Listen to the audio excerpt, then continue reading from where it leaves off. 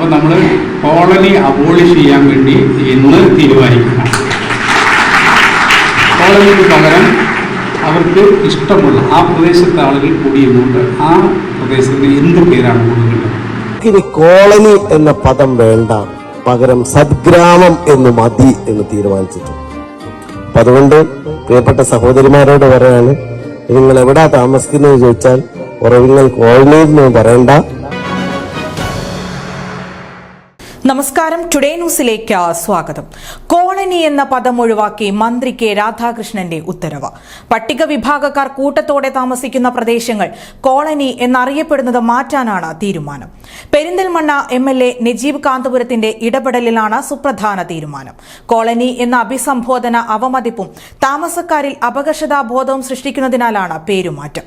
ആലത്തൂരിൽ നിന്ന് MP ആയി തെരഞ്ഞെടുക്കപ്പെട്ടതോടെ മന്ത്രിസ്ഥാനമൊഴിഞ്ഞ K രാധാകൃഷ്ണന്റെ പടിയിറക്കം ഈ ഉത്തരവോടെ ചരിത്രത്തിൽ ഇടം നേടുകയാണ്. ഉത്തരവിൽ ഒപ്പുവെച്ച ശേഷം മുഖ്യമന്ത്രിക്ക് രാജി കൈമാറുകയായിരുന്നു. പട്ടിക വിഭാഗക്കാർ കൂട്ടത്തോടെ താമസിക്കുന്ന പ്രദേശങ്ങൾ കോളനികൾ എന്നറിയപ്പെടുന്നത് മാറ്റാനാണ് തീരുമാനം. അടിമത്തത്തെ സൂചിപ്പിക്കുന്ന പദമാണിത് എന്നും എല്ലാ കോളനികളുടെയും പേര് മാറ്റണമെന്നും മന്ത്രി മാധ്യമങ്ങളോട് പറഞ്ഞു.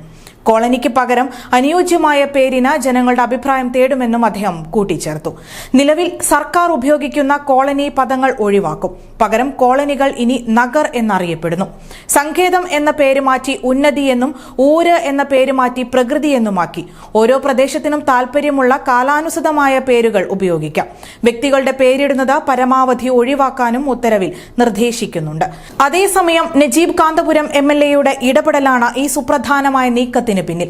ഗ്രാമങ്ങളിൽ ജീവിക്കുന്ന മനുഷ്യർക്ക് കോളനി എന്ന പേര് ഒഴിവാക്കി സദ്ഗ്രാമം എന്നാക്കാനുള്ള ആഗ്രഹം നജീബ് കാന്തപുരം MLA മന്ത്രിതലങ്ങളിൽ പ്രകടിപ്പിച്ചിരുന്നു. ഇക്കാര്യം ആവശ്യപ്പെട്ട് നിവേദനം നൽകുകയും ചെയ്തു. ബ്രിട്ടീഷുകാരുടെ കോളനി വാഴ്ചയുടെ തുടർച്ചയായുള്ള കോളനി പ്രയോഗം പെരിന്തൽമണ്ണ മണ്ഡലത്തിൽ ഇനി വേണ്ടെന്നും പകരം സദ്ഗ്രാമം എന്നാക്കുന്നതിന് നടപടി ഒരുക്കുമെന്നും MLA അറിയിച്ചിരുന്നു.